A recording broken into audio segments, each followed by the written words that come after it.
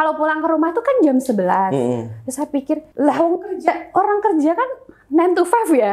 Ini kok jam 11 baru pulang nih, ngapa sampai tak marahin? Ini selingkuh apa ya? Iya, selingkuh karo kulit. Dia yang belajar jahit pulang-pulang ya, mesin jahitnya saya diemin karena saya mungkin ngurus anak, udah masak, udah capek. Jadi nggak belajar lah. Wah, dimarah-marahin. Tak bakar nih ya mesin jahitnya ya. Kalau dia bilang, aku bakar mesin jahitnya ya, kamu kalau nggak mau belajar, kata gitu. Aku jahit sambil nangis. Iya sih, tergantung permintaan. Dulu kita kadang ada yang bikinin tas helm gitu. Terus kadang mereka yang tas punya helm? Ya tas buat helm ini loh, Mas. Oh, buat ada helm? Buat tak kira helm. Bukan.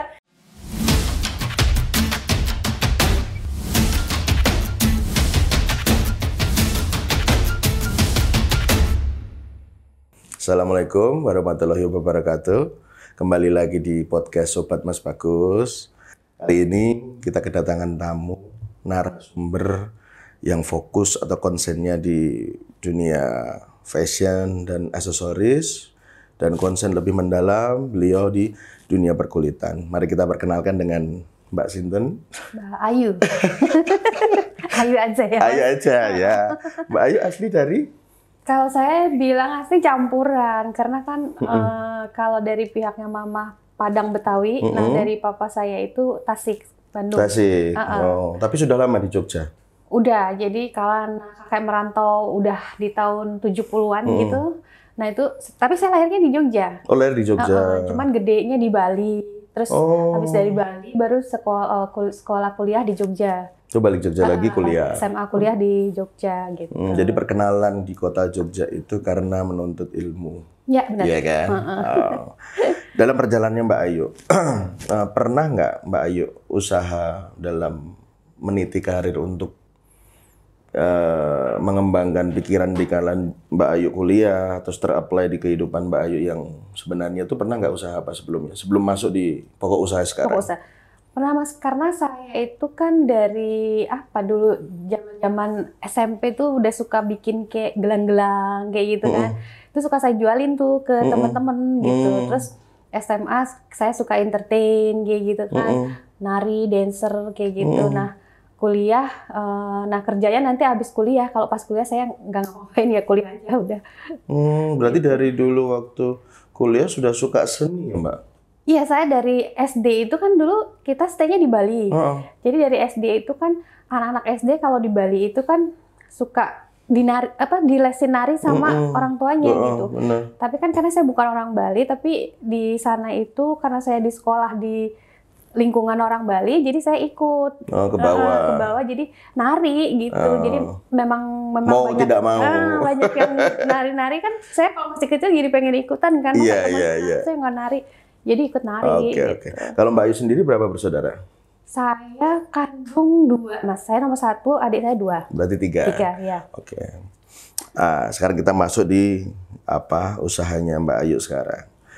Saya melihat Mbak Ayu kan punya usaha tentang berkecimpung di dunia kulit, ya kan? Dan saya lihat produknya tuh, kaget, dan saya bilang unik, ya kan? Terus melihat dari nama, terus perjalanannya Mbak Ayu, kenapa memilih kulit? Kenapa memilih kulit? Jadi sebenarnya ini tuh kayak bisnis, ya dibilang kecelakaan nggak juga sih. Jadi sebelumnya itu saya tuh bisnisnya reseller, Mas. Reseller, dan saya dulu tuh bisnis 2004 itu udah jualan online. 2004 itu tapi bidangnya skincare. Terus kita pindah ke Jogja 2011, nah ketemu sama ini temennya om saya. Teman om saya tuh udah bisnis kulit. Tadinya saya mau cuman pengen masarin produknya dia gitu. Oke, membantu.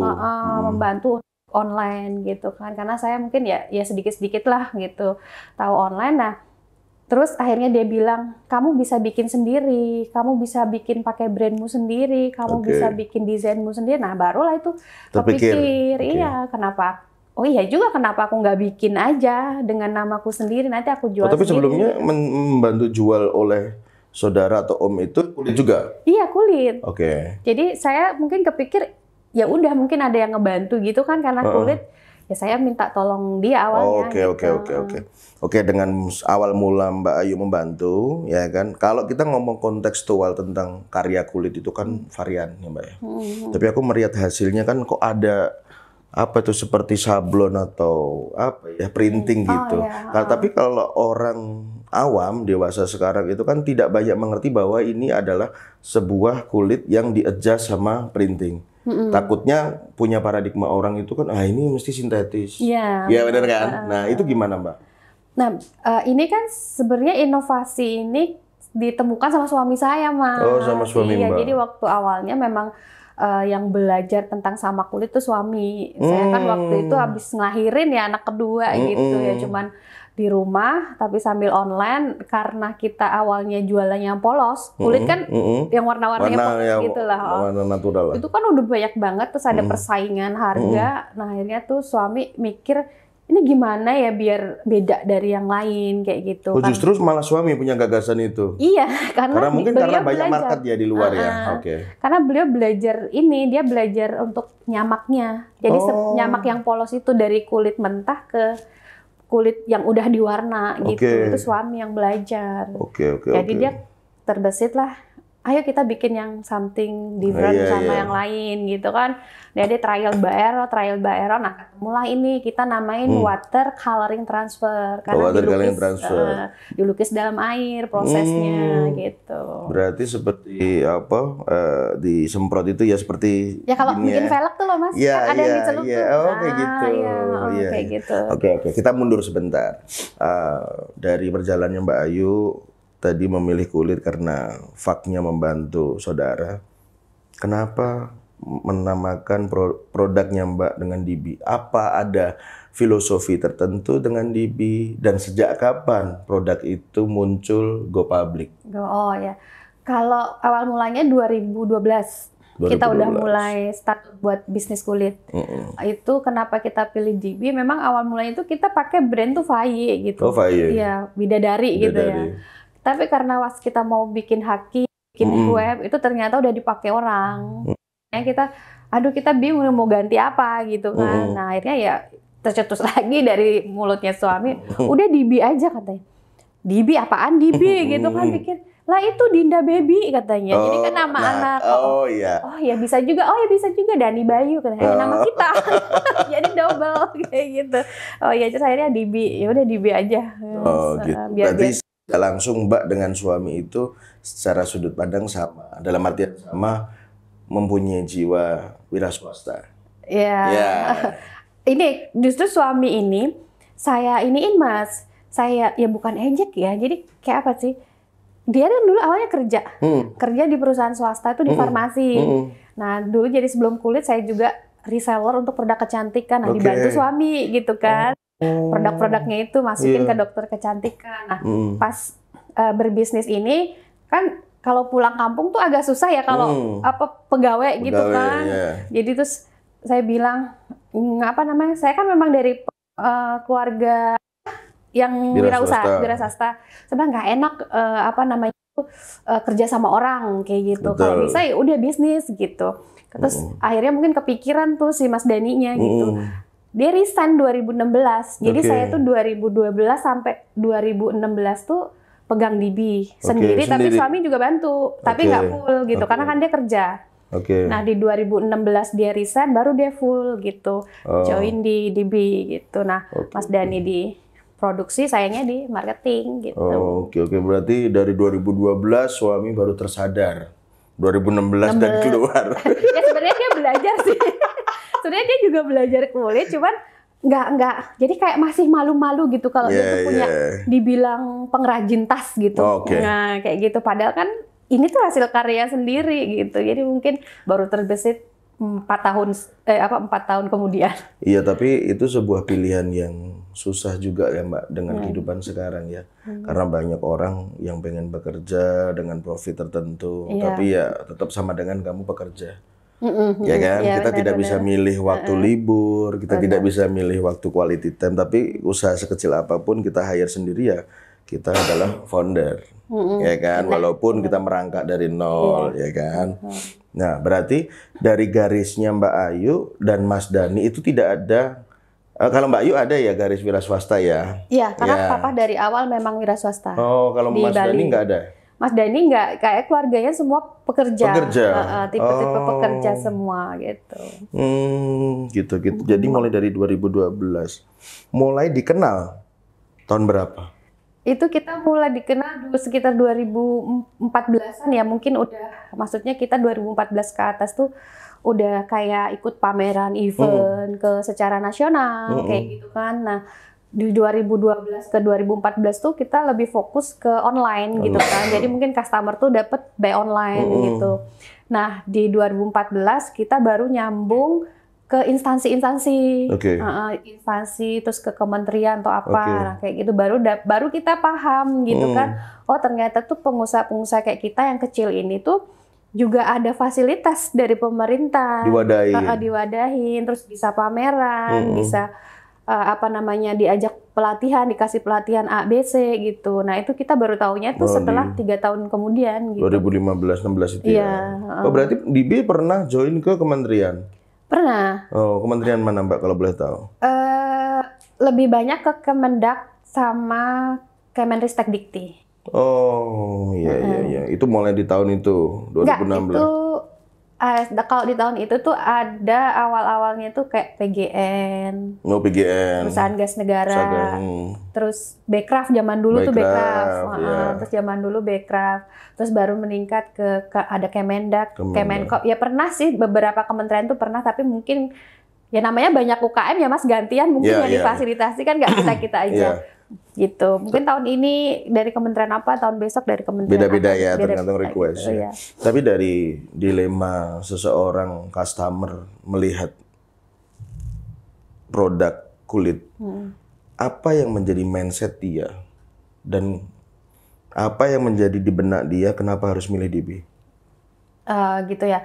Kenapa customer itu harus pilih DB? Karena satu, DB itu beda. Oke. Ya, karena inovasi ini tuh menjadi satu inovasi pertama dan satu-satunya di Indonesia.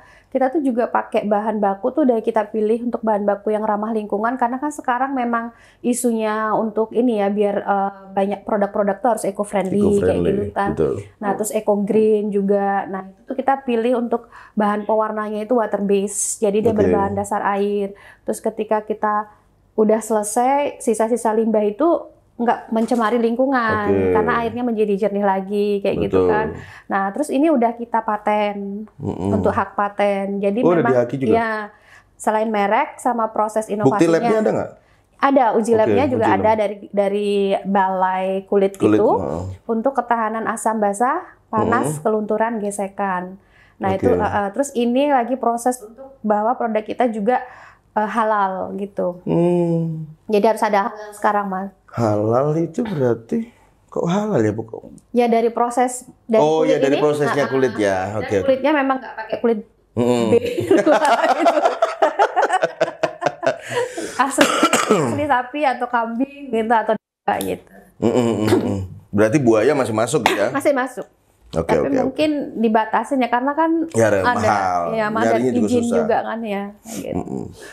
Dalam perjalanan hidup Mbak Ayu dan Mas Dani, di mana punya platform DB Leader, pengalaman apa ya dan paling terkecil untuk membangun sebuah kepercayaan produk terhadap customer? Karena kan kita bilang Mbak dan Mas itu kan bukan asli Yogyakarta, ya kan? Untuk meng-create sebuah produk itu kan perlu spesifikasi, perlu langkah, perlu metode, perlu kesiapan tentang kualitas, kuantitas, hasil, dan pelayanan. Apa yang Mbak dan Mas lakukan untuk membangun DB ini bisa dipercaya dan bisa di-hire oleh platform-platform tertentu itu? Dari awalnya gimana pemasarannya? Pemasarannya gimana ya? Sebenarnya dari awalnya itu kita kan by custom nih waktu itu, karena ya jujur aja kita bikin usaha tuh belum, jadi kayak gimana, kayak ngalir aja gitu loh Mas. Jadi kita nggak mikir bahwa ini tuh butuh modal besar, butuh apa gitu. Jadi apa yang ada aja, kita jual mobil waktu itu. Terus si Mas Dani ini kan masih kerja gitu kan, suami tuh masih kerja. Jadi saya waktu itu proses habis lahiran anak kedua, nggak bisa kemana-mana. Jadi ketika yang ketemu saudara ini dia bilang ada penjahit dan lain sebagainya. Terus Mas Dani memang orangnya kan dia itu pengen tahunya banyak. Jadi dia searching di Google untuk bahan baku kulit itu apa. Dulu kan karena saya pernah berpikir, loh ini kok kecil banget segini, harganya sampai 600.000. Ini tuh bahan kulit tapi kok mahal nih, apa sih yang bikin mahal kan gitu. Bener. Ternyata kita datang waktu itu di Klaten. Oh ternyata itu kita beli itu bukan bahan lembaran yang meteran, kayak potongan. Kotak. Jadi satu lembar kulit sapi. Satu pola gitu ya, Mbak. Terus dihitungnya tuh per feet, per kotak-kotak. Zaman dulu tuh satu kotak itu ada yang 25, ada yang 45. Bukan lembaran panjang gitu? Bukan. Jadi kayak badannya sapi dikletei kulitnya. Terus kan kalau dibentang kan cuma segini ya. Itu kalau dihitung kotak itu kan paling gede kan paling cuma 30 kotak ubin lah. Kayak gini kotak ubin 25 kali 25. Nah itu satunya aja bisa 45.000, 25.000. Kaliin aja 30 kotak. Cuman kulitnya doang udah ratusan ribu, 1 juta lebih. Oh ya juga ya, karena mahal itu karena ya bahannya pun mahal gitu kan. Oke. Nah terus proses, wah kita nggak tahu penjahitnya siapa dan lain sebagainya. Akhirnya dikasih tahu. Ya mungkin modal kita aja karena kan kita pengen tanya gitu kan, Mas boleh nggak ini kasih penjahit mana nih di Jogja yang bisa kita datengin. Nah alhamdulillah tuh Mas, kita tuh selalu ketemu orang-orang baik gitu. Ditunjukin lah sama dia, ketemu gitu. Akhirnya terus bapaknya tuh kok welcome gitu kan di Jalan Parangtritis. Nah awalnya sih suami yang belajar jahit. Suami gitu. belajar jahit. Nah beliau ini tuh bener-bener apa sih namanya? Karena orang pengen mau belajar, konsisten. Tiap dia pulang kerja dia tuh selalu datang ke si bapak itu tuh buat belajar jahit. Tahu dan belajar. Pak, ini cara ngolah gimana? Cara jahit gimana? Sampai kalau pulang ke rumah tuh kan jam 11. Terus saya pikir, lah orang kerja kan 9 to 5 ya. Ini kok jam 11 baru pulang nih, ngapa sampai tak marahin? Ini selingkuh apa ya? Iya gitu selingkuh karo kulit. Iya, sampai aku tuh marah-marah. Pulang kok jam segini. Rupanya tuh beliau belajar. Jadi beliau yang lebih pendekatan ke pengrajin-pengrajin di Jogja. Karena kan saya mungkin habis lahiran jadi terbatas untuk keluar rumah gitu. Jadi beliau lah yang lebih banyak untuk SKSD ya. SKSD. ke ini pengrajin kayak gitu sih. Karena mungkin kesayangan beliau terhadap keluarga jadi melibatkan aktivitas luar untuk dikonsenkan biar keluarga itu ikut berbangga. Gitu kan? Gitu. #uhu gitu. Tapi pertama kali di Be Leader dapat orderan itu apa? Custom tas. Jadi kita tahun berapa? Ya langsung 2012 itu ketika kita langsung buka usaha, kita tuh langsung dapat orderan. Nah itu karena mungkin awalnya saya di 2004 itu kan udah bisnis online. Jadi dulu nggak ada zaman sosial media. Dulu kita beli web, bikin web. Webnya zaman dulu kan puluhan juta. Nah ketika ada sosial media, ya mungkin sedikit kita lebih paham, lebih cepat gitu loh, karena kita udah familiar dengan yang namanya internet, apa segala macam. Nah, kita jual tuh di Instagram, Mas. Di Instagram, jadi sama di Facebook. Nah, alhamdulillahnya tuh ketika itu responnya baik. Ketika kita langsung upload tuh langsung dapat orderan gitu, custom. Nah, karena memang tadi modal terbatas ya DP 50%. Nah, kita pakai buat beli bahan, buat bayar tukang, baru mereka transfer sisa. Nah itu kita lakukan tuh sampai di 2014 itu. Jadi sebelum kita dapat fasilitasi dari dinas dan lain-lain. Jadi belum fokus sama brandnya sendiri. Jadi masih ngerjain punya orang kayak gitu. Gitu. Tapi dalam prosesnya Mbak Ayu, pernah nggak sih merasa, wah ini bukan bisnisku, ini bukan passionku? Karena kembali lagi, tidak sedikit orang yang punya paradigma bahwa berbisnis itu bukan just to for passion, terus just to for product, tapi ya everything all about profit, gitu kan. Kalau berbisnis mengharapkan keuntungan itu jelas, karena itu sebuah proses, sebuah permintaan, sebuah aktivitas. Tapi dikala kita konsennya di profit, kadang-kadang produk ini tidak merespon. Ya kan, kita secara PIC tidak complicated, tidak detail gitu. Kalau di DB sendiri, kalau saya boleh tanya mendalam tentang itu, lebih concern untuk memberikan produk yang bagus, berkualitas, terus masa pakai yang long term, ataukah mengunggulkan bahwa produk ini di tempat A harganya sekian, di tempat aku harus di atas itu, gitu. Perspektifnya gimana? Enggak, jadi saya tuh bisnis pengennya untuk jangka panjang. Jadi saya pengen itu karena saya selalu menempatkan diri saya tuh saya sebagai konsumen juga gitu loh. Jadi kan konsumen tuh pasti pengen dilayani dengan baik, servisnya baik, dapat produk dengan kualitas baik, gitu kan. Jadi saya ketika men-treat konsumen gitu kan, misalnya dia komplain tentang produk saya tuh justru responnya lebih cepat. Karena justru itu jadi si konsumen itu malah bilang, Mbak baru kali ini loh saya dapat seller itu komplain dilayani. Biasanya kalau pembeli-pembeli banyak komplain, malah si sellernya itu nggak mau balas gitu. Jadi kayak nggak tanggung jawab. Justru dia ketika saya kasih penjelasan, oh ya Mbak, nanti barangnya kalau memang nggak usah Mbak kembalikan, saya ganti baru. Saya gitu Mas. Jadi misalnya nggak sesuai, saya ganti baru. Saya suruh kembaliin gitu. Nggak apa-apa, nanti misalnya dia dengan seperti itu, akhirnya mereka mengirim ke sini dengan ongkos kirimnya mereka sendiri, mereka nggak merasa rugi malahan. Jadi ya dikirim dengan sukarela gitu. Padahal, wah nanti ongkos kirimnya gimana? Ada biasanya yang suka kayak gitu kan. Nah ini, udah Mbak, biar saya yang kirim aja ongkos kirimnya, nanti saya mungkin bayar. Mungkin karena responnya gitu. Mbak Ayu. Iya bisa jadi kayak gitu. Kan? Karena saya nggak mau ada komentar-komentar. Kok gelem penak etok gitu ya? Karena kan kita juga pengen sama-sama sama-sama menguntungkan simbiosis lah. Simbiosis mutualisme, karena kan saya jual, mereka dapat barangnya bagus.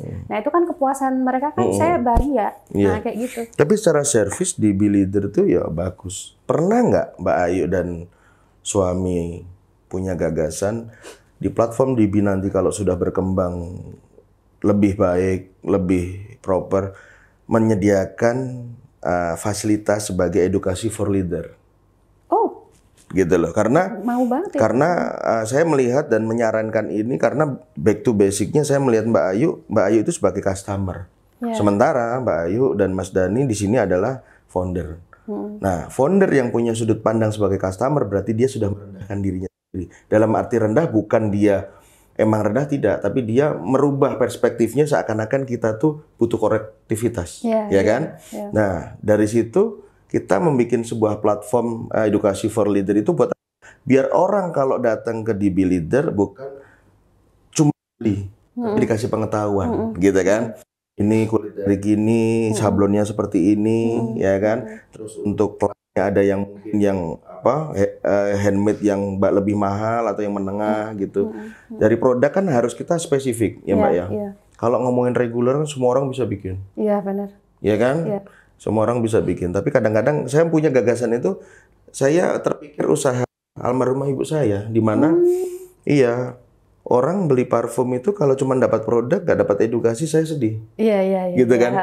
Kita bekerja, kita punya usaha, mendapat rezeki, terus rezeki itu dibelikan produk, terus kita cuma dapat produknya tuh kayak kok nggak make sense banget gitu loh. Iya kan? Kita harus tahu kenapa sih saya harus memilih parfum ini, atau kenapa saya harus memilih kulitnya di B-Leader. Apa sih sama kulitnya? Yang beda adalah satu pelayanan, dua servis, tiga kualitas, kayak gitu. Tinggal fokus konsennya disinkronkan sama suami.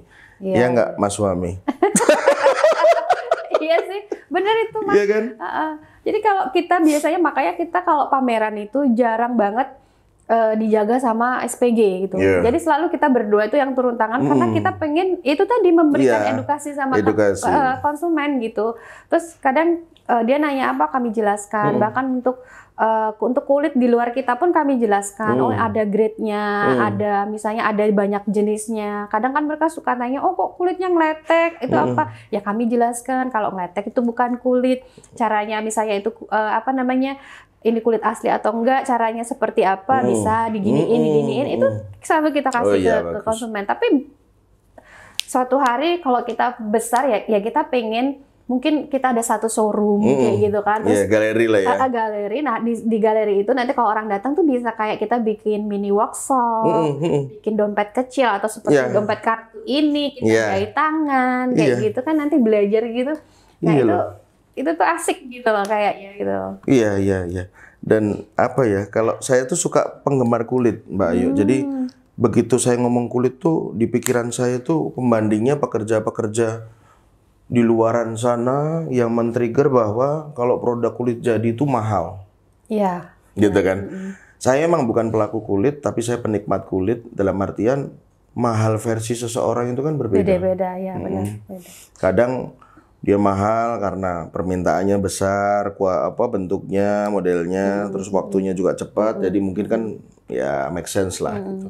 Cuman ya makanya saya bertanya dengan Mbak Ayu, kok unik di Billeder ini?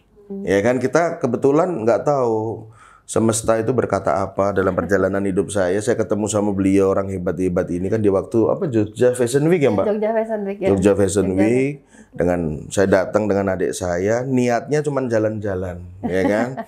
Gak taunya semesta tuh udah kamu ke situ, gitu. Akhirnya kita bisa ngobrol-ngobrol santai di sini. Makanya dari pertemuan itu pun saya bertanya-tanya, ya kan? Di situ banyak stand-stand yang support Jogja Fashion Week dan kulit ya Mbak ya. Yeah. Tapi kenapa saya harus ke situ? Pasti ada hal yang unik, gitu kan? Setelah kita berjalannya waktu dan menjadi saudara, oh ini. Ini apa ini? Itu masih konklusi nanti. Dari perjalanan di Billeder mulai dari 2012 sampai hari ini, dalam pikiran Mbak Ayu dan Mas Dani sebagai suami, apa yang paling dikenang dalam proses perjalanan produksi? Banyak banget ya, suka dukanya tuh banyak banget Mas. Dari saya pertama awal belajar gitu kan suami ini orang Medan, saya kan Jawa ya. Wah, luar Jawa toh? Iya, luar Jawa. Jadi Aceh Medan tapi ayahnya ada juga kakeknya ada juga Jawa Barat. Jadi masih make sense lah sama saya ada Jawa Baratnya. Cuman kan memang beliau tinggalnya di Medan, jadi Sumateranya kan kental banget gitu. Jadi beliau ini kalau ngajar tuh ya Allah gitu tuh dulu tuh pokoknya bikin kesel lah. Kalau kita cewek abis lahiran gitu kan, pasti kan yang ngurusin anak ya, kita tahu dia kerja pulang kerja dari terus beli mesin jahit kan, beli mesin jahit. Nah terus dia yang belajar jahit pulang-pulang ya, mesin jahitnya saya diemin karena saya mau ngurus anak, udah masak udah capek, jadi nggak belajar lah. Wah dimarah-marahin. Tak bakar nih ya mesin jahitnya ya, kalau dia bilang aku bakar mesin jahitnya ya, kamu kalau nggak mau belajar kata gitu. Aku jahit sambil nangis. Tapi itu mungkin ini gitu. Mbak, itu tanda sayangnya versi beliau.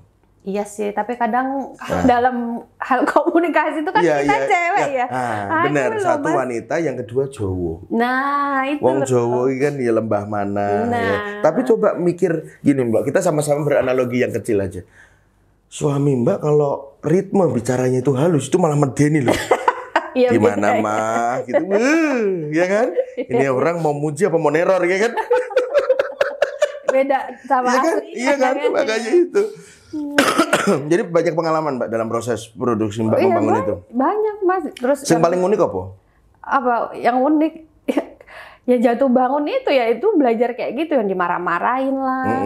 Terus itu dalam lingkup produksi. Ya, tapi dalam lingkup ini apa penjualan? Pernah nggak ada orang pesen nggak bayar? Pesen nggak bayar? Oh,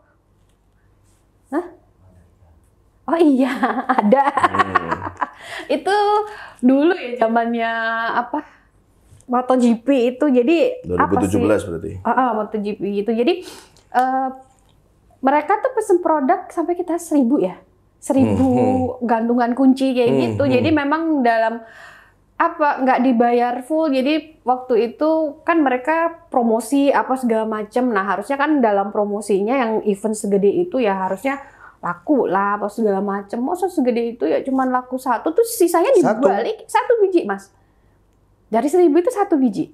Wih. Sedangkan tuh nggak ada pembayaran. Kui dodolan apa ketelingsut? Nah, nggak ngerti ya aku makanya. Empat biji. 4 biji. 4 biji. Laku 4 biji dari 1.000 apa berapa? 1.000 ya?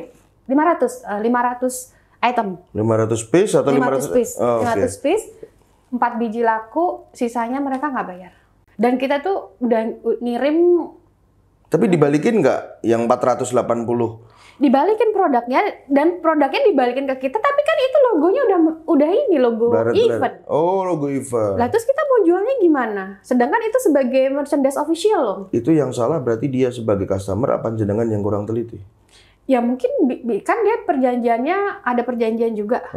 Jadi perjanjian termin AB gitu. Jadi kan mungkin ya mungkin kalau dibilang salah ya dua-duanya salah. Saya pun juga salah. Mungkin karena satu ambisi saya pengen juga produk saya ini dikenal di event itu betul. Sebagai official merchant. Kan itu event gede banget baru pertama. Jadi kan ya kayak bangga-bangga lah bisa masuk di official kayak gitu kan. Nah, terus ternyata prosesnya itu IO-nya ya mungkin dari IO-nya juga ya. Nah, ternyata itu tidak memberitahukan secara detail gitu, terus nggak fast response segala macam, dan akhirnya produk yang nggak laku itu kan mereka berjanji itu setelah itu kan mau ada ini pembayaran, ternyata kan nggak ada, jadi dibalikin. Terus padahal kita udah protes-protes katanya nanti sisanya mau dijualin lah gitu, dan nggak ada gitu. Berarti itu produk 500 pieces terdeliver ke sana, uang nggak masuk? Ya cuman yang laku aja yang dibayar. Lah kok aneh? 4 itu doang. Nah kan sisanya harusnya kan mereka menjualkan kembali, harusnya gitu kan, tapi dibalikin. Enggak, aku mikirnya kan membandingkan itu dengan orang konveksi kaos kan. Kaos yang barangnya besar, medianya gede aja, satu lusin kalau jadi dibayar cash. Iya, enggak.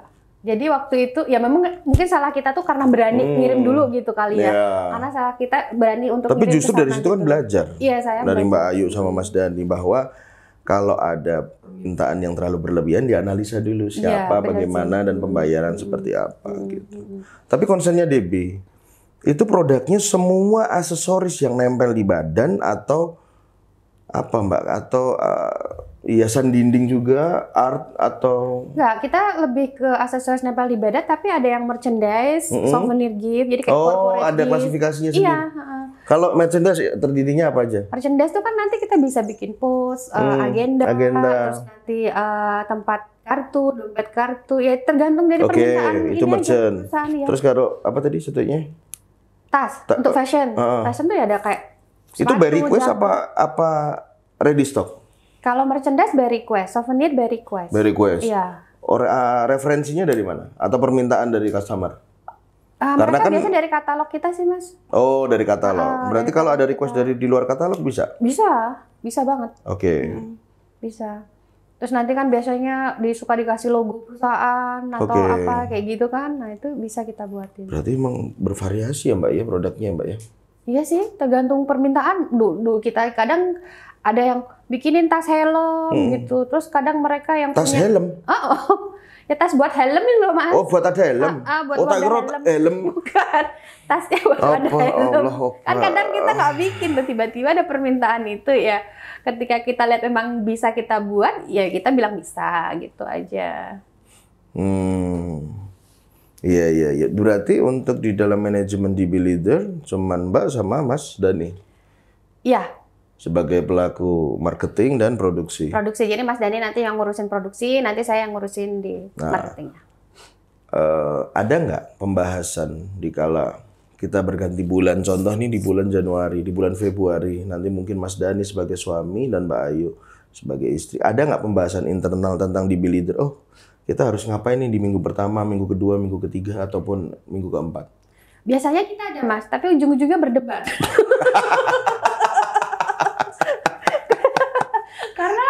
karena dua kepala ya, susah ya. Saya mau A, Mas Dhani nanti maunya B kan gitu kan. Jadi agak susah menyatukan dua kepala gitu. Sampai dulu tuh bertengkar, udah sekarang ditentukan siapa kepalanya. Oke. Kayak gitu. Tapi ada ini unik loh, ini unik buat masukan saya. Iya. Buat masukan saya, bisnis yang bagus itu tidak beranjak dari orang yang sederhana. Justru dari sebuah keributan itu bisa menjadi titik positif. Benar nggak? Iya sih. Karena kita menyadari asal-muasal culture budaya masing-masing, ya kan? Gitu. Walaupun kadang mendem jero gitu ya. Aku ramelu-melu itu. Aku ramelu-melu. Tapi itu juga buat rambu-rambu lah, Mbak. Iya. Ya, saya yakin Mas Dhani punya punya apa ya, analisa sendiri kenapa beliau bersifat dan sekarang mungkin lebih hebat daripada kemarin, ya kan? Seperti Mbak juga. Karena kembali lagi, kalau kita di wirausaha itu konsennya untuk menjual saja, ya mindset kita ya all about activity back to profit. Iya kan? Tujuannya tetap cuan. Cuan ya. Gitu. Tapi mungkin dari Mbak Ayu dan Mas Dhani itu perspektifnya nggak hanya duit, mencari koneksi, menjalin persaudaraan, gitu kan. Jadi ya, tapi di dalam DB Leader itu untuk wilayah Jogja sudah pada tahukah itu yang pertama, yang kedua apakah tergabung di UMKM? Grup apa UMKM Jogja atau komunitas? Oh, DB-nya. DB-nya. DB-nya itu kayak kalau awal enggak, tapi kalau sekarang itu kita sudah bergabung di komunitas ini yang untuk kulit, terus nanti yang untuk UMKM juga. Nah, kebetulan saya dipercaya sama Dinas Koperasi Kota Jogja untuk menjadi ketua Karang Mitra Usaha. Nah, itu tuh Karang Mitra Usaha itu adalah satu ya apa namanya? Wadah untuk UKM yang berdomisili di Kota Jogja gitu. Jadi seluruhnya. Mitra usaha berarti semua usaha? Iya, dari jasa, F&B, fashion, craft kayak gitu. Itu tuh nanti ada kayak pendaftarannya, terus pelatihannya. Nah, itu dari dinas. Nanti setelah dinas udah dapet ininya orang-orangnya, nah itu nanti akan diserahkan ke saya gitu. Nanti saya ya istilahnya ya bareng-bareng maju lah, ya bareng-bareng maju lah gitu. Jadi nanti dibikin kayak ada koperasi, terus nanti dibikin juga untuk membantu pemasaran mereka kayak gitu. Itu sih. Itu dalam pemilihan itu ditunjuk atau sebagaimana polling? Itu polling, Mas. Jadi saya itu sudah dari tahun 2017 dan alhamdulillah dipercaya sampai tahun sekarang. Ngeri ya? Gitu. Jenengannya ampuh berarti? Yora loh Mas, ampuh piye? Iya, bisa dipilih.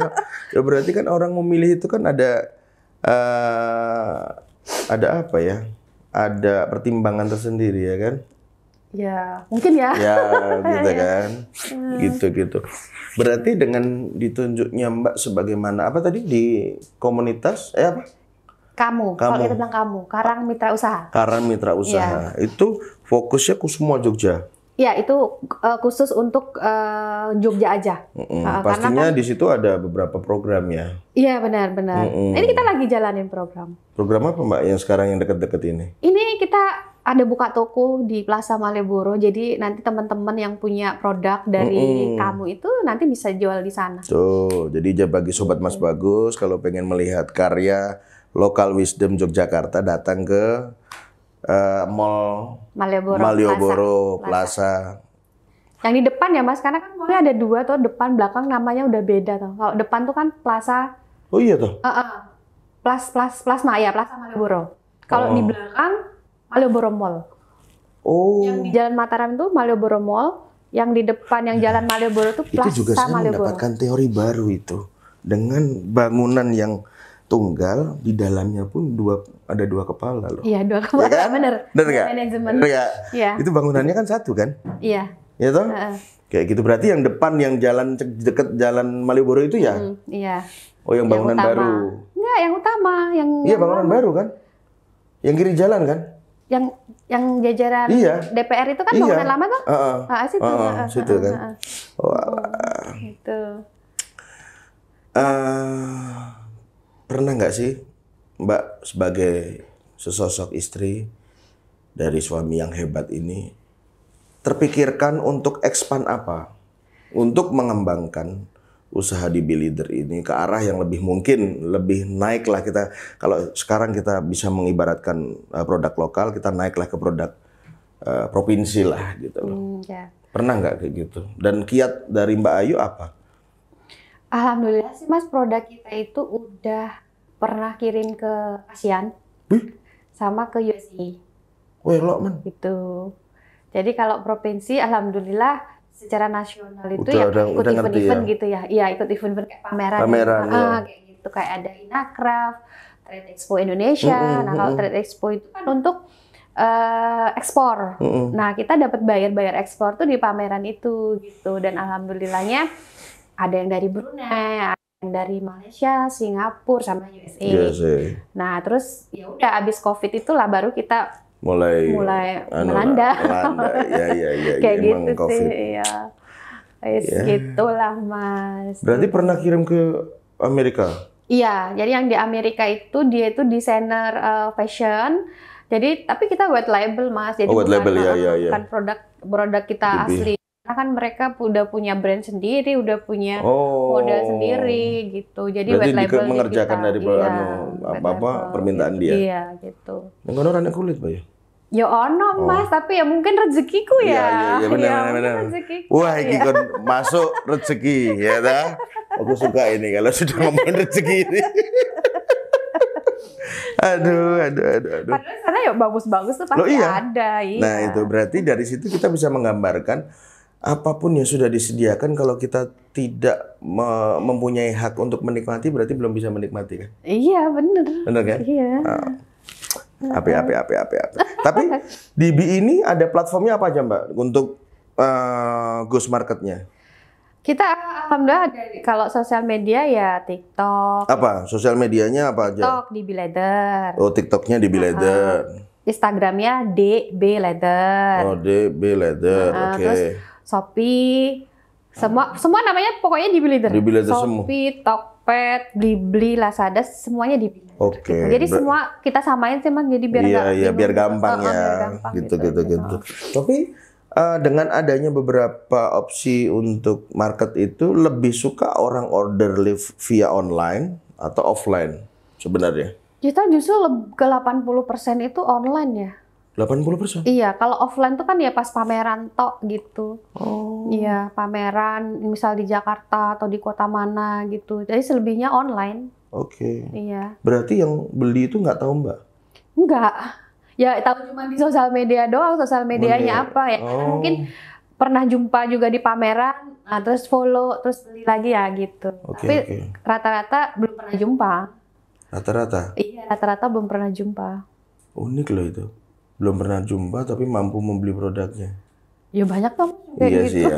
Mungkin aku karena wong desa sih. Jadi kalau aku tahu aku jadi wong tuku ki teko seneng butuh. Ya kan? Teko seneng produknya butuh juga. Kan?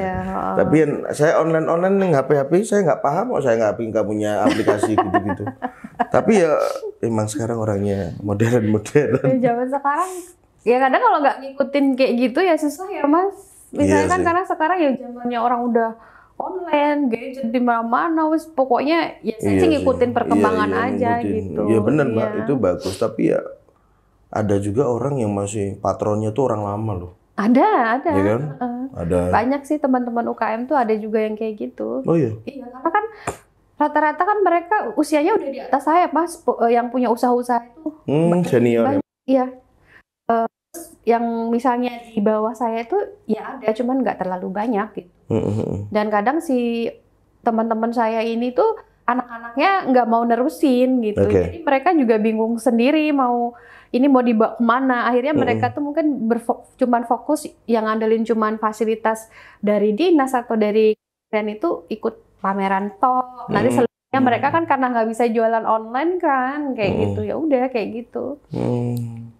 Tapi pernah nggak Mbak dapat komplain dari customer ya, di mana customer tidak tahu DB Leather, terus dia konsumnya produk lain, terus dia order ke DB dibandingkan dengan produk sebelumnya yang dia pakai?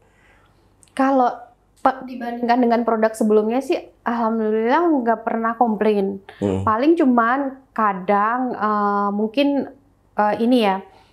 komplainnya paling mungkin ketika ada kadang ini Mas hardware itu kan mungkin dari sekian lusin itu pasti akan ada satu miss-nya gitu. Nah itu hardware tuh kadang lepas dan alhamdulillahnya itu mereka komplainnya juga nggak yang sesadis itu, cuman Mbak ini putus gitu, boleh diperbaiki tidak? Yo saya otomatis boleh Mbak dikirimkan saya ganti kayak gitu. Terus nanti saya nggak kenain cas lagi atau apa gitu untuk perbaikan itu. Tata gitu aja sih. Kadang mungkin yang paling kemarin tuh ada saya tuh dikomplain sama salah satu desainer gitu.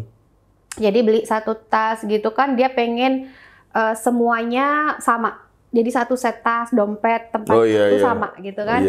Nah mungkin kalau produk kayak gini itu karena handmade, kita kan motif nggak bisa sama. Proses warna itu nanti berbeda-beda. Iya kayak gitu. Dan mungkin kemarin ada salah, dia pokoknya perfeksionis banget. Ya itu sebagai masukan untuk saya. Saya makasih banget, malah beliau juga bilang, aku seneng loh, kamu tuh tak marah-marahin, tak komplain, tapi kamu nggak marah. Tapi kamu tuh nggak tahu, saya bilang, tapi kamu tuh malah menerima komplainanku tuh dengan ini, ya itu kan sebagai sarana saya untuk memperbaiki diri, Mas, kan gitu.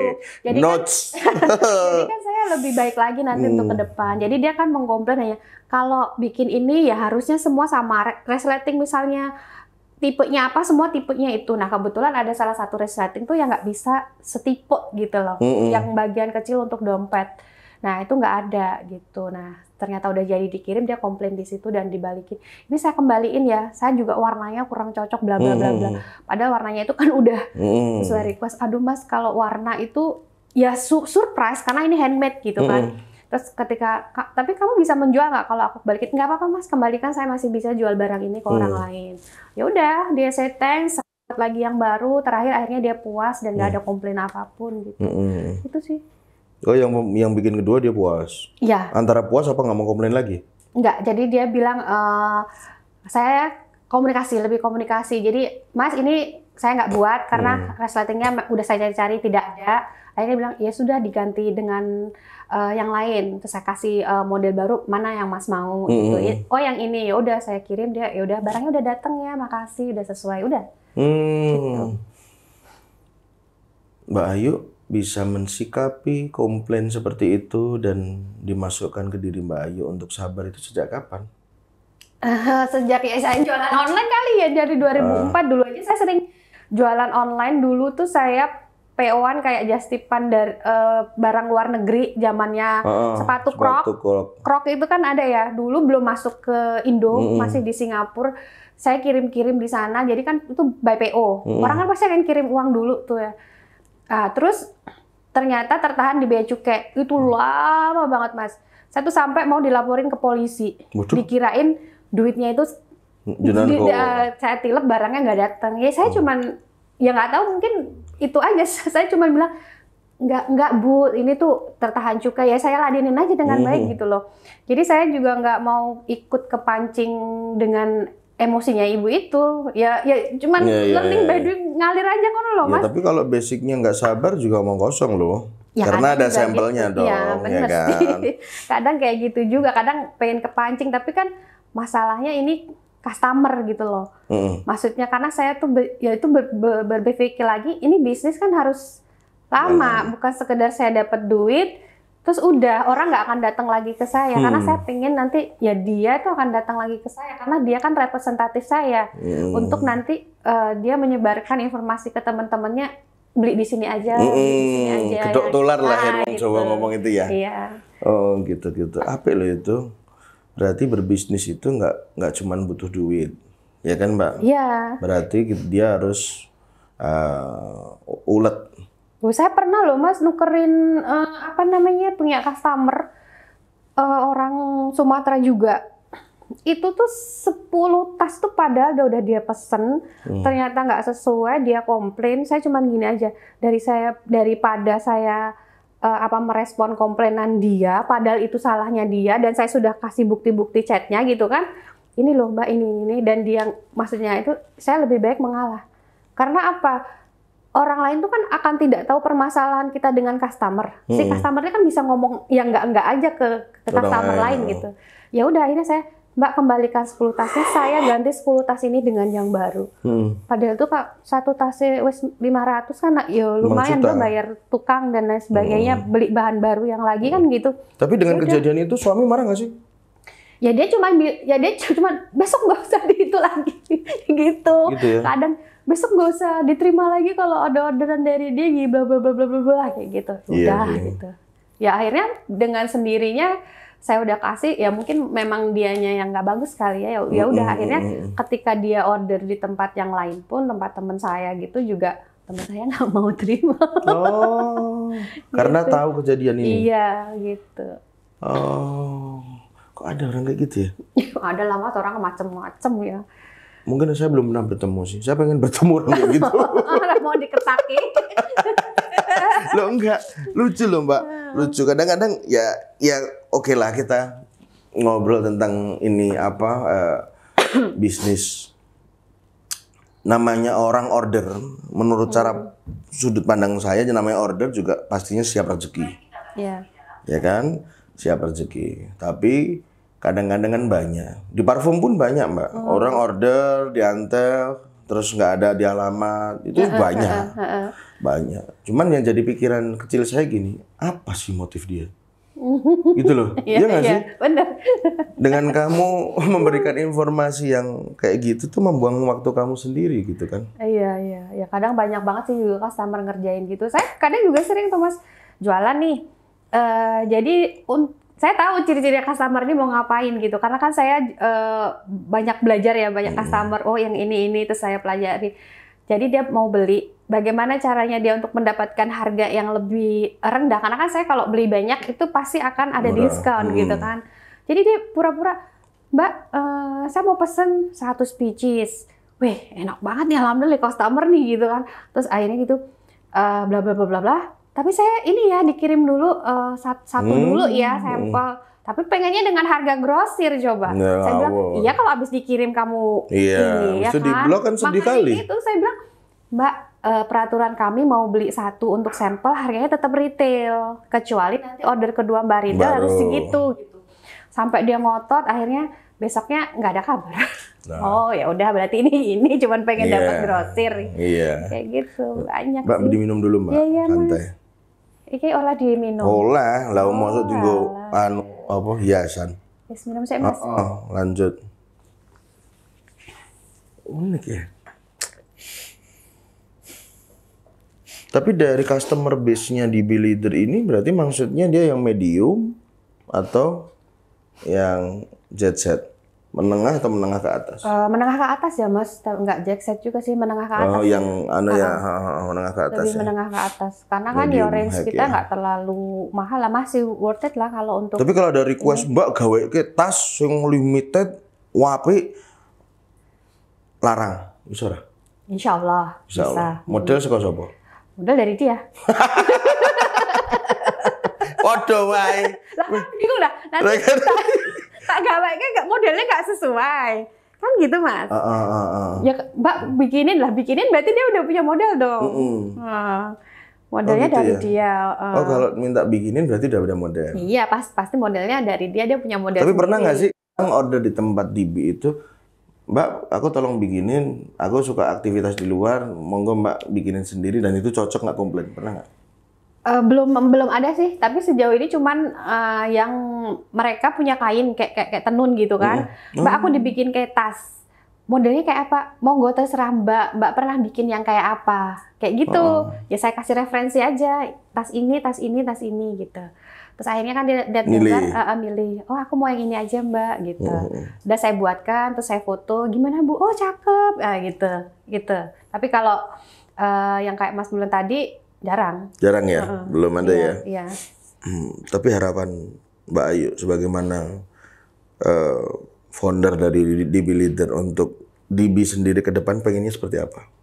Ya saya tuh pengennya maju ya. Jadi kalau suami tuh pengennya kan bisnisnya ini bisa ke anak-anak. Amin. Gitu kan, amin. Nah ya pokoknya terus saya tuh berpikiran gini Mas, saya tuh pengen apa sih? Pemberdayaan perempuan. Pemberdayaan perempuan. Jadi nanti misalnya kayak ibu-ibu gitu kan. Disuruh apa? Terus bantuin ngapa, terus bantuin apa gitu kan. Terus nanti misalnya kita ajarin jahit lah, atau mungkin kita ajarin pola, motong-motong pola, bantuin kita gitu. Terus saya tuh dulu juga pernah berpikir, ini belum kesampaian. Jadi kayak anak-anak yatim, itu kita kasih pelatihan apa namanya? Digital marketing. Oke. Nah kayak gitu, jadi kan ada yang mungkin modelan udah pada SMA nih, kayak gitu. Nah itu tuh pengen kita latih digital marketing, nah nanti bantuin tuh marketingnya kita, kayak gitu. Pengennya sih kayak gitu, cuman sekarang belum. Tapi hebat loh Mbak, itu sosialnya tinggi banget loh. Berarti emang jenengan dengan suami ini rasane tresno karo sesama itu tinggi, ya kan? Ya kan? Karena jarang loh orang mempunyai proyeksi, aku pengen nanti ngajarin kayak memberdayakan wanita untuk yang ibu-ibu gitu kan, diarahkan. Jadi pekerjaannya nanti wanita semua gitu kan. Terus apa tadi? Yang satunya anak-anak yang di panti asuhan tuh Mas. Jadi biar dia punya kegiatan. Kan kalau yang udah gede-gede kan pasti apa ya? Ya maksudnya biar ada bekal dia keterampilan lah. Mungkin kalau ketika dia udah selesai sekolah atau dia keluar dari si panti itu dia udah punya keterampilan. Dan gitu, itu mengurangi kenakalan remaja juga loh. Iya, pengennya tuh gitu. Jadi istilahnya kita mau pemberdayaan mereka juga gitu. Nah selain itu kan kita juga banyak sih juga adik-adik asuh juga ya. Adik-adik asuh tuh yang, nah itu kan pas adik asuh maksudnya gimana? Jadi banyak nih Mas yang pengen belajar kulit sama kita. Nah dulu kita tuh pengen belajar kulit, bukan belajar kulit ya. Ketika kita udah belajar kulit, terus kita pengen belajar lebih kayak bikin sepatu dulu. Kita kan udah bisa bikin tas, bikin sepatu. Ternyata tuh harus bayar. Ya kamu bayar sekian juta gitu kalau mau belajar sama saya kayak gitu. Terus ditelateni sama Mas Dani lama-lama bisa gratis akhirnya karena dia Mas Dani bisa bikin sepatu? Bisa, tapi ya itu maksudnya kita kan nggak fokus di situ. Cuman untuk kita punya biar bisa gitu aja. Ngerti lah paling nggak. Ngerti gitu. Jadi kalau nanti kita bikin sepatu ke tukang tuh kita juga udah tahu dia Pak pola giniin itunya diginiin. Nah akhirnya karena kita itu tidak pernah bayar ilmu ke orang-orang. Jadi kita murah. Bukan murah. Jadi ada orang-orang pengen belajar sama kita gratisin juga. Lah ya murah, gitu. Murah gitu. Ilmu tuh berarti. Kayak gitu, makanya kita punya adik-adik asuh. Berapa adik asuhnya Mbak? Ada yang di Jakarta, di Sumatera, ada di Jogja juga ada. Terus di mana lagi? Mana lagi Pak? Yang bikin dikat itu. Ada ya lumayan sih. Siapa aja namanya? Ada Wendo, ada siapa? Sampai dia udah punya brand sendiri. Dio, orang Dio. Jakarta. Dio itu Chinese. Sampai dia tuh di rumah, segala macam di rumah kan kita nggak mau dibayar. Si papahnya kalau orang Chinese tuh kan nggak boleh kalau nggak ngasih something ke orang. Jadi bang ini bukan bayaran tapi saya disuruh papa untuk kasih ke abang. Kayak gitu. Jadi kalau kita nanti ke Sumatera, kita nanti ke Jakarta, adik-adik itu jemput gitu. Karena ya mungkin ya mereka inget kita aja gitu lah. Bagus loh Mbak sosialnya. Saya juga pengen begitu sih. Iya. Gitu. Maksudnya di mana-mana ada yang ngarohke gitu ya, nambah saudara gitu ya. Iya gitu. Ya enak jadinya pas ke Bangka juga gitu kan ada adik asuh. Jadi ntar Mas Dani pas pergi ke Bangka ada acara apa dijemput gitu. Ayo bang jemput, ayo bang. Ya pokoknya mereka yang iniin lah gitu. Tapi saya lagi berpikir ini kalau orang adik asuhnya Mas Dani dan Mbak Ayu ini jelas concernnya di kulit. Terus adik asuh saya concernnya di apa ya? Iya, saya lagi mikir ini. Iya, mau belajar apa? Kalau nggak bisa belajar, ya. Di asuh-asuhan. Aduh, kalaupun gini Mbak, anggap aja dalam satu kondisi Mbak itu di depan panggung. Nah, di depan tuh adalah anak muda yang ingin belajar. Kenapa saya hidup harus berbisnis, ya kan? Dan passion berbisnis itu ditentukan dari apa? Jadi intinya yang audiensnya Mbak itu orang-orang anak muda yang generasi sekarang yang dia buta akan sebuah perspektif bisnis secara global. Mbak sebagai pembicara di situ kira-kira memberikan masukan kiat dan arah seperti apa terhadap adik-adik yang hebat ini, generasi-generasi sekarang yang hebat ini. Nah, kalau untuk yang sekarang ya mungkin kalau saya suruh berbicara sama adik-adik tentang bisnis ya saya bilang ya mungkin sebelumnya kan awal saya itu punya bisnis karena latar belakang papa ya keluarga. Papa udah berbisnis punya home industry di Bali. Terus di situ waktu saya selesai SMA beliau tuh bilang nggak enak kerja sama orang. Kamu kalau nggak siap itu kerja sama orang tuh dimarahin, disuruh-suruh. Kalau kamu nggak siap, nggak enak pokoknya, kayak gitu.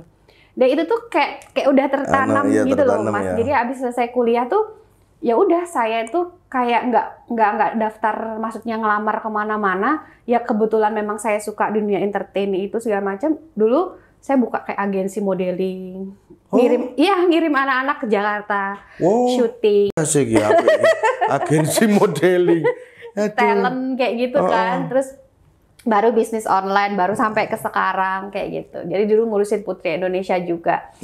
Nah, terus saya juga selalu bilang suami, karena suami kerja, coba kamu tuh belajar bisnis. Saya selalu ngejek dia tuh kayak gitu. Kamu tuh nggak tahu bisnis, saya bilang gitu. Jadi ketika ini, udah kamu tuh nggak tahu bisnis, coba kamu belajar bisnis. Tapi karena beliau ini orang yang pengen belajar, ya akhirnya sekarang justru beliau yang banyak kasih insight ke saya gitu kan. Nah, kalau saya untuk ke temen-temen, maksudnya ke adik-adik itu, ya saya bilang bahwa lebih enak tuh ya berbisnis, kayak Mas tadi bilang. Apapun kondisi kita, ya kita ini owner. Kayak gitu. Kita bisa bertumbuh bersama, berkembang bersama. Disitulah kita bisa menjadi satu kebermanfaatan untuk orang lain kayak gitu. Betul. Jadi kalau saya tuh susah ya ngomongnya, bahasanya gimana sih. Jadi saya cuma pengen adik-adik ini tuh bisa mengembangkan kayak kreativitasnya kayak gitu lah. Lebih banyak literasi. Ya, kreativitas, keterampilan dan lain sebagainya kayak gitu. Karena mindset berbisnis kan mungkin bagi mereka susah, riweh, ribet kayak gitu. Sebenarnya kan enggak. Kalau memang kita punya passionnya, ya enggak. Segala hal itu kan masih bisa belajar. Karena suami saya juga latarnya bukan bisnis, tapi dia mau belajar. Kayak gitu. Dan saya pun berlatar bisnis pun belum tentu juga. Belum tentu concern di situ. Iya, concern di situ gitu. Nah, itu kan sebuah pilihan aja. Kayak gitu. Dia mau nggak jalanin itu. Ya kalau dibilang ya saya cuma bisa kasih advice, belajar, terus ikuti passionmu memang apa. Kalau memang passionmu bisnis, ya lakukan dengan sepenuh hati gitu. Itu sih. Benar sih. Mungkin aku menambahi dalam berbisnis, untuk meng-create sebuah produk itu selain belajar ada yang lebih penting, berani. Ya. Gitu. Karena saya yakin Mbak Ayu dan Mas Dhani dikala mencetuskan meng-create di Be-Leader itu pasti banyak pertimbangan banyak. Ya. Inilah kalau nggak laku lah, ntar responnya gimana lah, dapat dari mana lah. Gitu. Pasti ada seperti itu. Ada. Tapi begitu kita ngomong berani, hal itu tidak mendominasi. Ya. Ya kan? Iya, benar. Ya berani ambil resiko sih kalau kayak gitu. Karena waktu suami resign juga, waktu itu 2016 itu saya sempet, jangan resign Pak. Itu resign kenapa Mbak? Ya dia pengen nyemplung di Didi gitu loh. Jangan resign, karena kalau resign kita tuh kayak nggak ada penghasilan bulanan. Bisnis tuh kan up and down gitu kan. Jadi ini tuh kamu kerja itu buat kayak pegangan kita. Karena bisnis ini, tadinya kan saya tidak berpikir bahwa bisnis ini menjadi penghasilan utama gitu. Karena kan saya berpikir masih ada suami yang kerja. Jadi ini untuk kegiatan saya aja gitu loh. Kayak saya, ya memang saya suka bisnis, tapi nggak jadi utama waktu itu. Tapi pas beliau memutuskan untuk resign, nah akhirnya saya sebenarnya jangan Oh berarti gitu. resignnya karena pengen belajar, bukan karena jenuh ya? Ya kadang di tekanan perusahaan juga dia kejar deadline tiap bulan.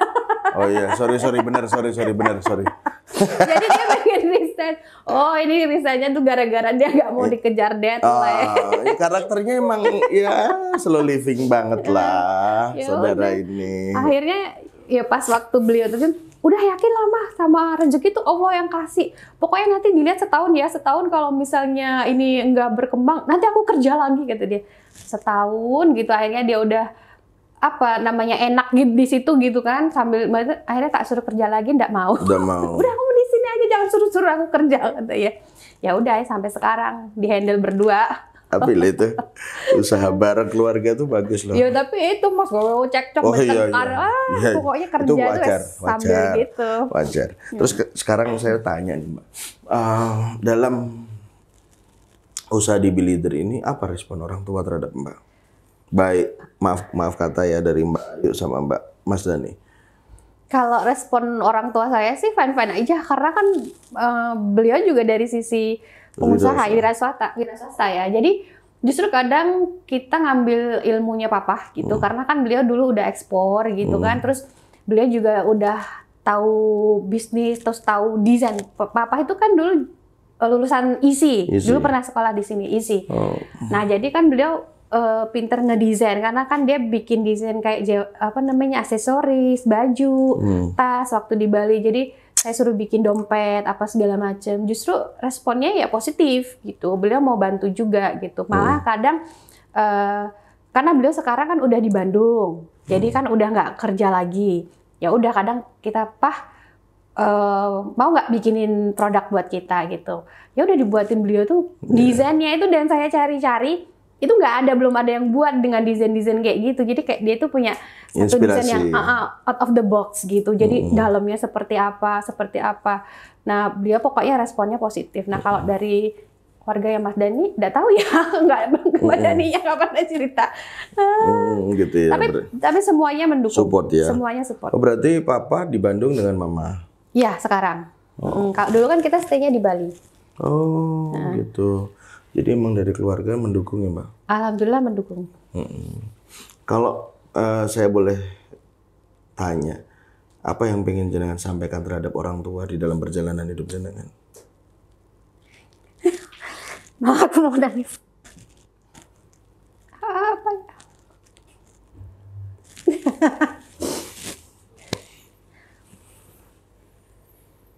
Jenengan soalnya saya lihat sosok ibu yang hebat.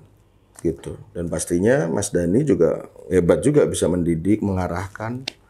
Pastinya beranjak dari orang tua yang super hebat. Makanya saya bilang, saya juga anak dari Romo, saya pun juga selalu punya gagasan anggapan bahwa apa yang saya perbuat itu orang tua selalu melindungi, merangkul gitu. Gini, Mama itu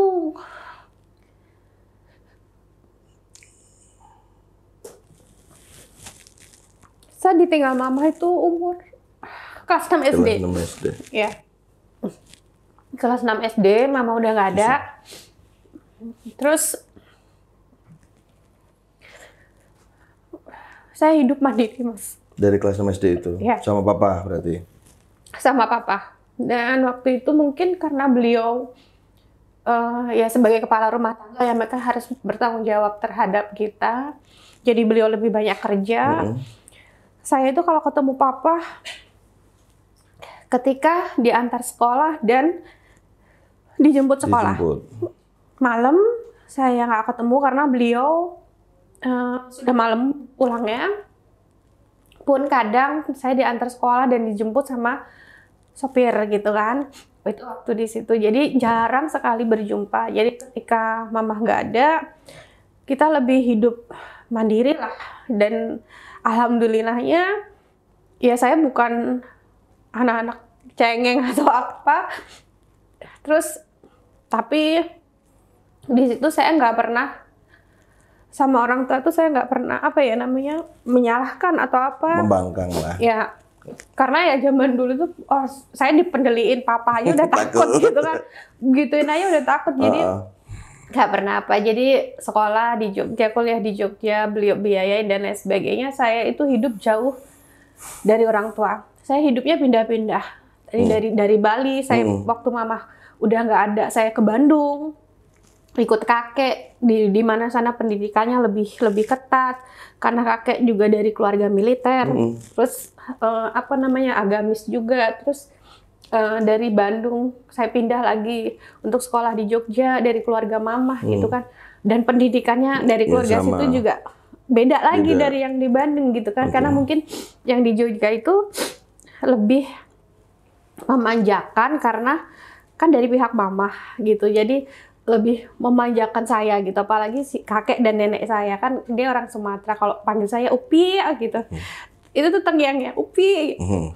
Dan Papa saya walaupun mungkin dia tidak mensupport secara secara emosional gitu, tapi saya selalu menghargai beliau, saya selalu menghormati beliau, saya tidak pernah menyalahkan beliau, saya harus tinggal di mana di mana.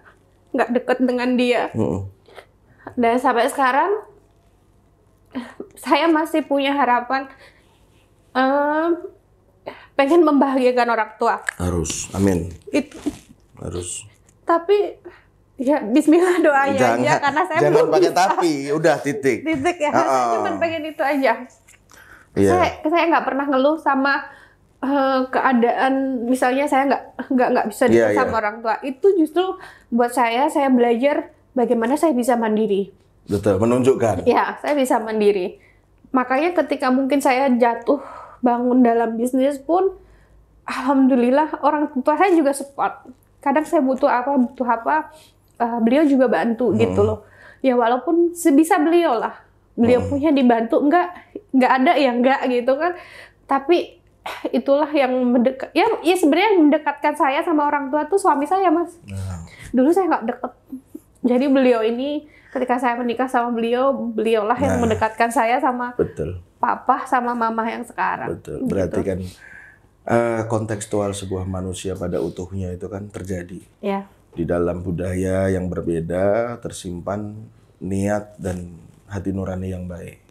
Ya kan, kenapa tadi saya pun bilang ke Mbak, karena kita dalam hidup itu boleh berangan-angan, boleh berharap, ya kan, tapi kita harus bisa mengenalkan diri. Untuk apa? Biar kita tidak terlalu berimprovisasi tentang kadunian ini. Iya, benar. Ya kan? Karena kalau menurut saya pribadi, patron dalam hidup saya adalah satu, keluarga. Yang kedua diri saya sendiri, yang ketiga adalah saudara yang saya pilih. Gitu. Begitu kita bisa meng-hire 3 sisi itu, ya kita mau di model apapun ya insya Allah siap. Gitu. Dan apa ya, semoga apa yang menjadi harapan, cita-cita, keinginan Mbak Ayu dan Mas Dhani tentang membangun sebuah platform di Be-Leader untuk lebih go internasional atau nasional, amin, bisa diijabah oleh semesta. Amin, amin. Ya kan? Dan pastinya saya yakin Bapak sama Ibu di rumah, baik dari Mas Dhani dan Mbak Ayu, berbangga diri tentang sebuah perjuangan anaknya yang mati-matian untuk sisi hidupnya, ya kan? Iya. Sebelumnya saya terima kasih Mbak Ayu atas waktunya, ceritanya, pengalamannya juga, serta ya hati ke hati kita, ya kan? Semoga dari sebuah cerita ini kita bisa mengambil kesimpulan bahwa niat hidup untuk seseorang itu tidak perlu beranjak dari baik untuk jadi lebih baik.